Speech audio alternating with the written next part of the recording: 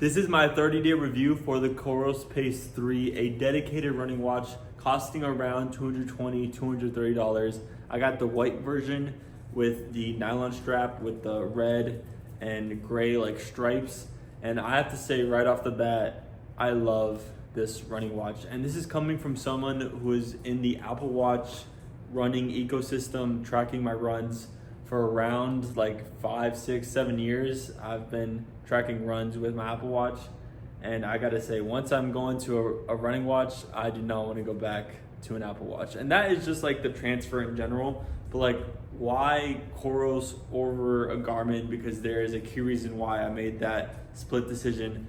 Because for many people, for many runners, it's like obvious, get a running watch. It's the hobby that you're dedicated to. Get a product that caters to that demographic. And yes, the Coros does, it's in that same demographic, it's a running watch. But why did I choose this one over a Garmin or any other competitors out there? And this might sound a little esoteric, but for me, software matters. Whether it's an Oura ring on your finger, to the phone you use every day, to the desktop PC that you interact with at work. Software matters. And for me, the Coros gets software right, especially with the in-app integration, that you get to see your heart rate zones, the race predictor, your relative effort. It's in a way basically the Strava subscription, but for free with the watch. I don't have to pay monthly for all this software that I'm getting with Coros. And from what I've seen personally, the Coros software just looks way more eye-appealing than the Garmin one. The Garmin probably has all the same features. I imagine it has heart rate zones that you can see actively when you're running. I imagine it has a race predictor. I imagine that you could track GPS on your watch and all those running things. But for me, the way Coros displays it is just a way that I really like. Like, for example, when I'm running, there's colors on my wrist in one of the screens that show my heart rate zone. So I could like just connect, oh, blue is heart rate zone 2 when I'm getting into the yellow and orange zone. That either means I'm going up this really big hill, or I'm going way too fast for the day and I'm just feeling fatigued and I need to take it easy. Just having that color with that software, to me, that's really nice. It's simple and it gets the job done. And of course, the Coros can connect to Strava, Nike Run Club, all the apps out there. I'm sure there's others that this can connect to track your runs. And speaking of tracking my runs, probably the most number one feature on a running watch is GPS.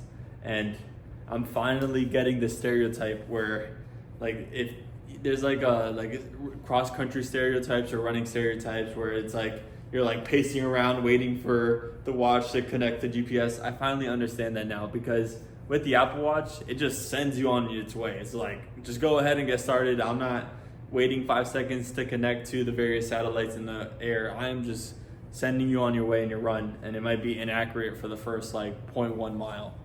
But for the Coros watch, you actually have to wait, a couple seconds for it to connect to satellite. Very normal for running watches, but I finally get to experience that as a runner. And for me, the GPS, pretty accurate. I mean, if I'm running around like a small water fountain and it's getting that perfect loop, to me, that is GPS accurate. Could it be off by like 0.02 miles here and there? Sure. But for me, once I wait for the ready now screen, the GPS is very accurate. And one of the best parts about a dedicated running watch is just how long the battery life is. And I know I'm comparing it to an Apple Watch because that's what I've lived with for almost a decade. And I'm actually dropping the Apple Watch now because of how much I love this device here. This battery life, yesterday I went on a 14-mile long run and I took a picture before and after of the battery life. Before, it was like 77%, and then after it was 69%. Just 8 percentage drops in the battery for a 14-mile run.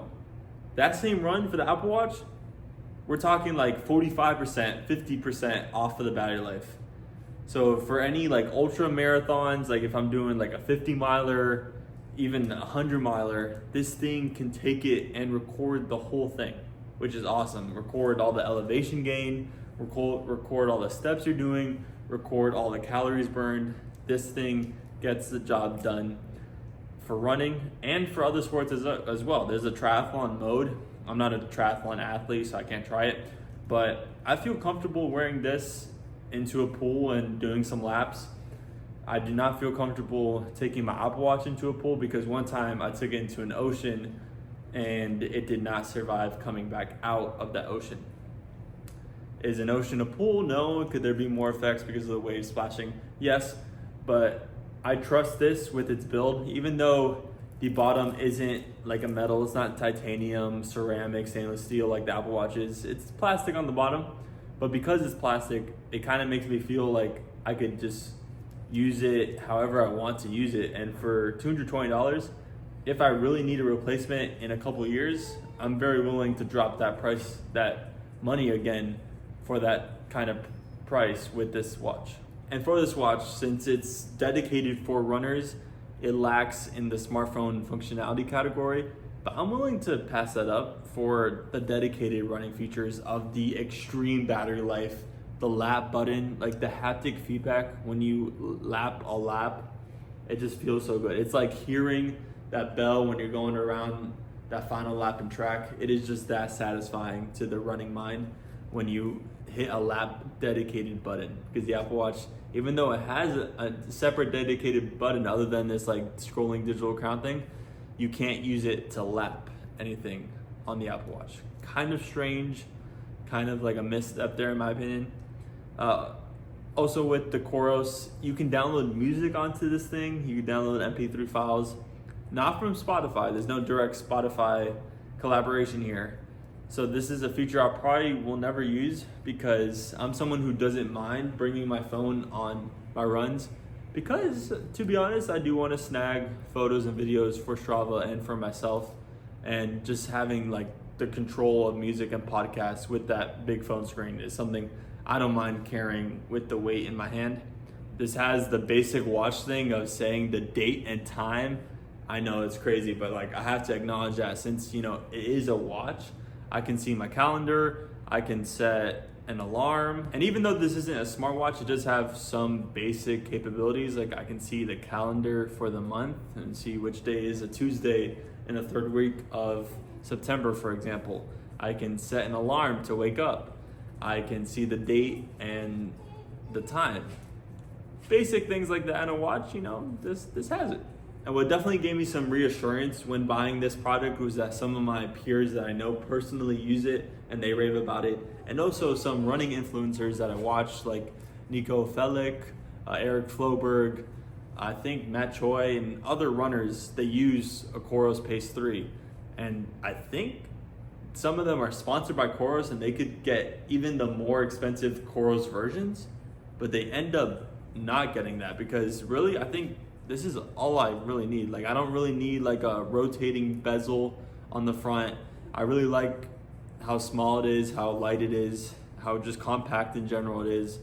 I don't think I need much more from a running watch, to be honest. Like I guess some smartphone functionality would be nice, but I was already like impressed when I can like ping my phone, because that's something that Apple Watch users love, and I could just do that on this thing. That's great. I mean, I'm never gonna navigate on this thing, so I kind of really need to take my phone everywhere if I'm going on this like hike and I'm not familiar with the trail, because there is some type of navigation on this, and Coros is trying to like actively send out software updates to make it better. But I'm just interested in using my phone because it's just way better on that bigger screen. And with that insane battery life, you can actually do sleep tracking.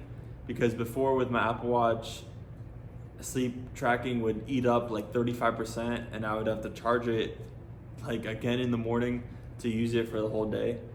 But with this, I could just leave it on and it uses like, I don't know, 5% of the entire battery life. This thing, like I charge it once a week. And to me, that is just so strange coming from the Apple Watch ecosystem. But it's great. I'm never gonna go back to a smartphone watch again, or a watch with smartphone functionality, because if this thing could spit out the weather, albeit, you know, it's not like checking the weather like every like half an hour or every like minute. I don't know how the Apple Watch, you know, updates the information. It checks it like every few hours when it's connected to the phone, but still it could provide me the weather, it could provide me the sunrise and sunset time. I really don't need much more. I don't really need to listen to music on my just my watch solo because I bring my phone. I don't need to navigate on my watch because I bring my phone. So for everything that I need a running watch to be, this completely fits the exact purpose that I would have wanted it to be.